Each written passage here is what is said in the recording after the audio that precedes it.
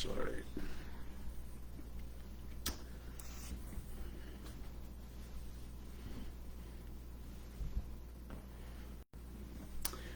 Good morning. Always seems like it takes a while for the computer to get started and ready here, but anyway, today we're going to read through Leviticus 18, 19, and 20.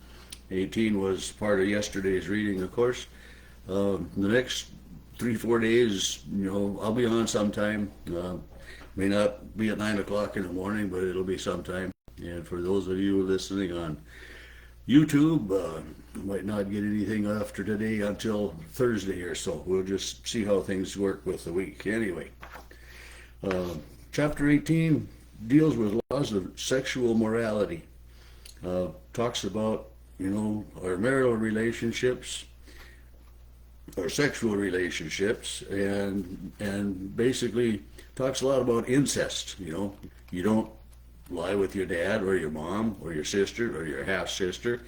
It's all of that is laid out in here. And it talks about, it says none of you will approach anyone who is near of kin to uncover his or her nakedness. And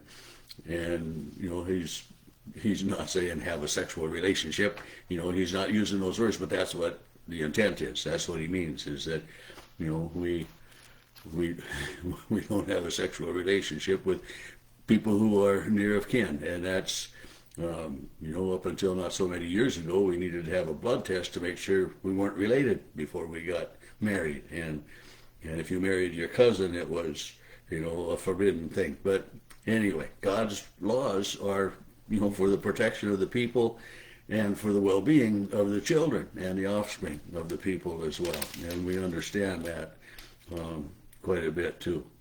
And then verse 23, nor shall you mate with any animal to defile yourselves to mate with it, nor shall any woman stand before an animal to mate with it. And I think, why would anybody even want to do that? I mean, it just seems so strange to me, but it happened. And God was telling his Israelite people that way, his chosen people, because some of the other tribes that around it, some of the other lands, like the Canaanites, I'm not, maybe they didn't do it, but some of the other people didn't have any, morals to speak of at all, and they did all kinds of weird and crazy things. We'll just put it that way.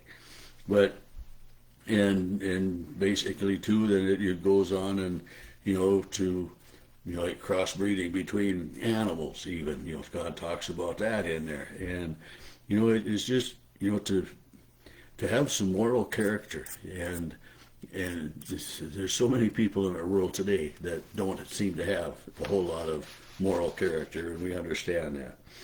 Chapter 19 deals with again, more moral and civil laws.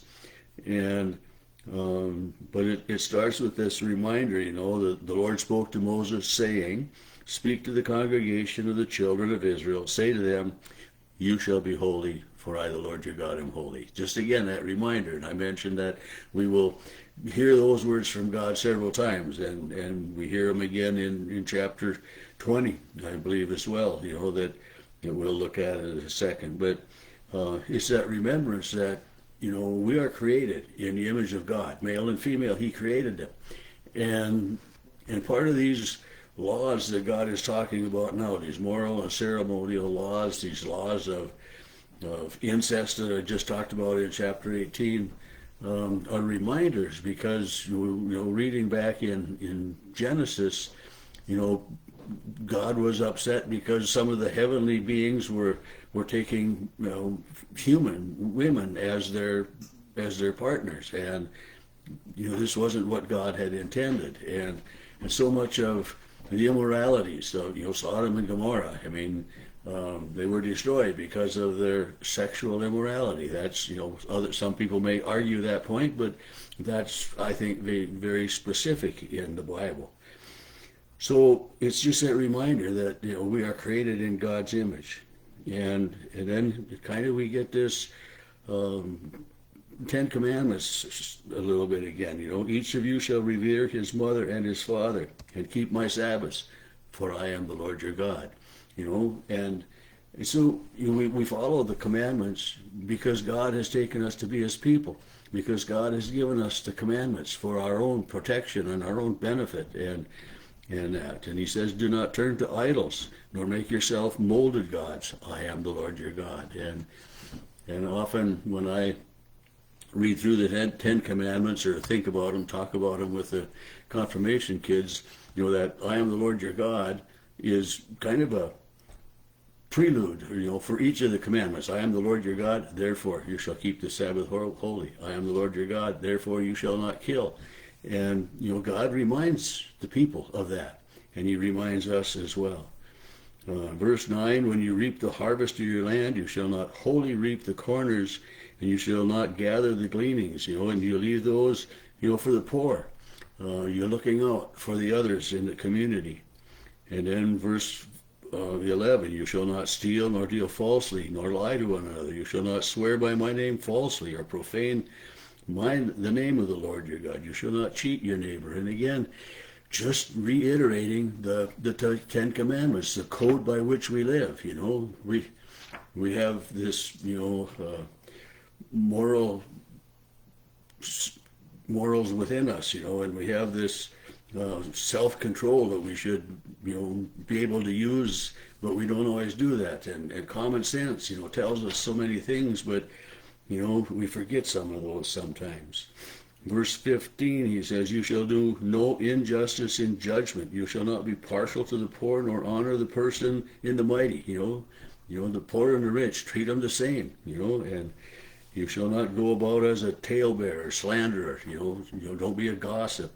Don't take a stand against your neighbor, and again, for I am the Lord. It's, we do these things because this is how God created us, to know the difference between good and evil. I mean, that was, to know the difference between good and evil is what we're created for. I mean, we know when we do something wrong. I mean, that's a part of, our conscience tells us, oh, that was a mistake, but God is just reminding us of who we should be in society. Verse 17, you shall not hate your brother in your heart. You shall rebuke your neighbor and not bear sin because of him. You will not take vengeance or bear a grudge.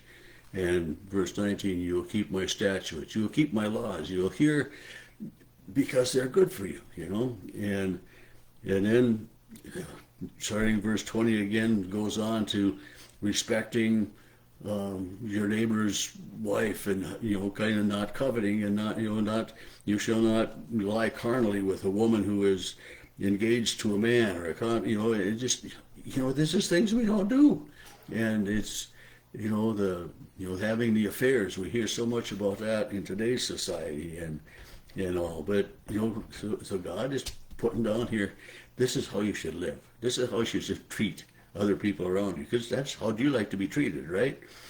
And verse 28 is one that I've got underlined in my Bible, and I always kind of grin a little bit when I read it. But you shall not make any cuttings in your flesh for the dead, nor any tattoo marks on you, for I am the Lord.